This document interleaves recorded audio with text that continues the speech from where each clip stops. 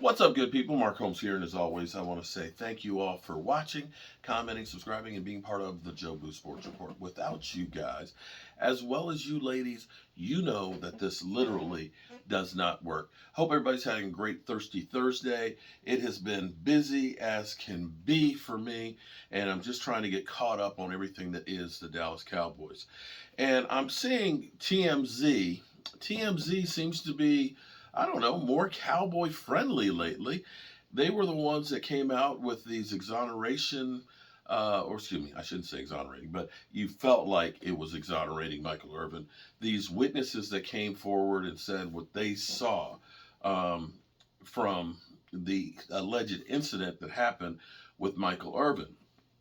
Michael Irvin is not standing pat on this thing. To me, this whole thing kind of stinks because for Michael Irvin to be let go or suspended from ESPN and NFL Network in the busiest week that there is, I could understand if there was a drunk driving incident or if he was arrested and there were allegations, but there was no allegations or any police involvement or anything else.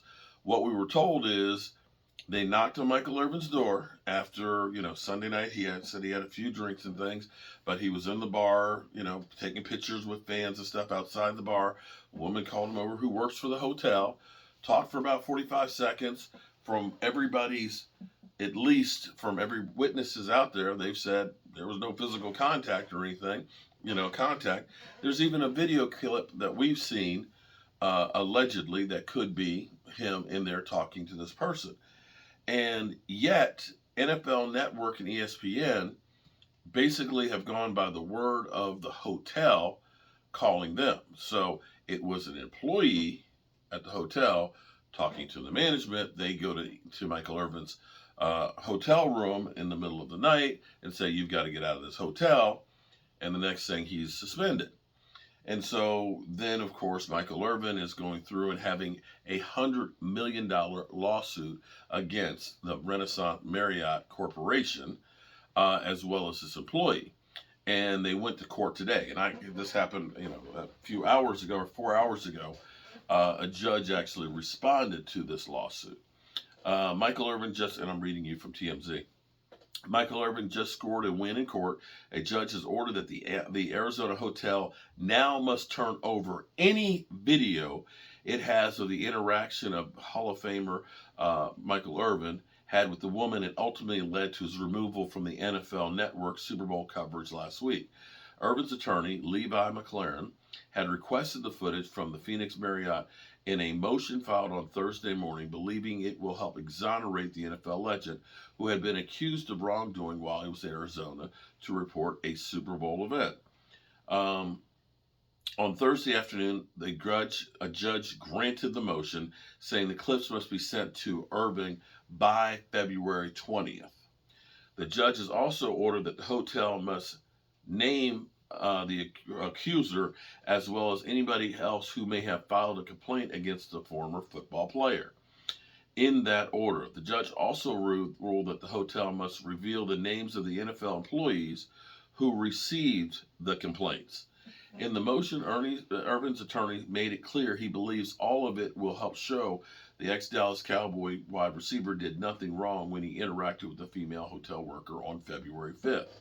According to the documents, Irvin only met the woman after she called him over in the hotel lobby to introduce herself, and an eyewitness described the interaction as jovial and completely harmless.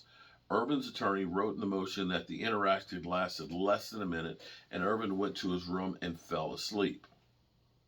Irvin was pulled from the NFL Network's Super Bowl live coverage on February 7th after they had apparently received complaints from a woman over the meetup. Irvin eventually sued Marriott and his accuser, ID'd only as Jane Doe for defamation, claiming he had done nothing wrong. Neither the Marriott nor the NFL officials have publicly stated what the allegations against him are. So that's what we have right now. To me, sorry, this thing kind of stinks. I have to say, in this day and age, this day and age of let's get rich off of somebody else's back.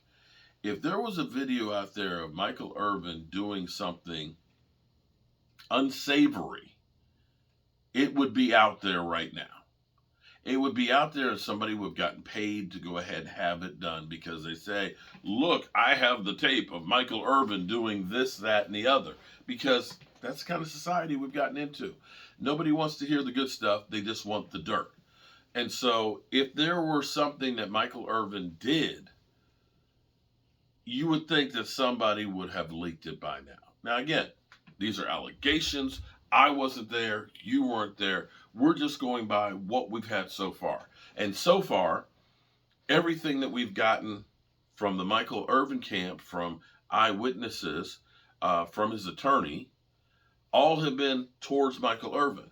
The only thing we have going against him is one person who made a complaint from the hotel lobby about a 45-second interaction where he never touched her. Just saying. Seems like that's a whole lot for nothing at all being shown. So we'll see where this goes. I'm hoping that everything that we're hearing from Michael Irvin's camp is the way that it's transpired, and that this is kind of fishy, and that he gets exonerated. I don't know how NFL Network and ESPN, if it ends up being that he did nothing wrong and had a situation where somebody just had some hurt feelings and decided, I'm going to go after you. I don't know how NFL Network and ESPN then interact with Michael Irvin, because when you work with somebody and you work for somebody, there's a trust and a relationship in there.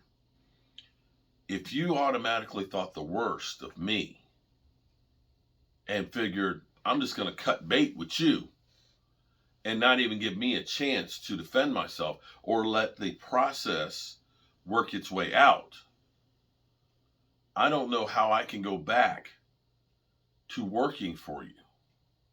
I just don't. If you literally cut me on the word of somebody, who's to say somebody else isn't going to do the same thing? Are you going to do the same thing to me again? Quite honestly, if it ends up being that he did nothing wrong and this is some bulljiggity, I might be thinking about suing the NFL Network and ESPN and just moving on. I can't trust you if you're going to cut me just like that. I can't just say, let bygones be bygones. You put me out there without even believing me. So we'll see where that goes, guys.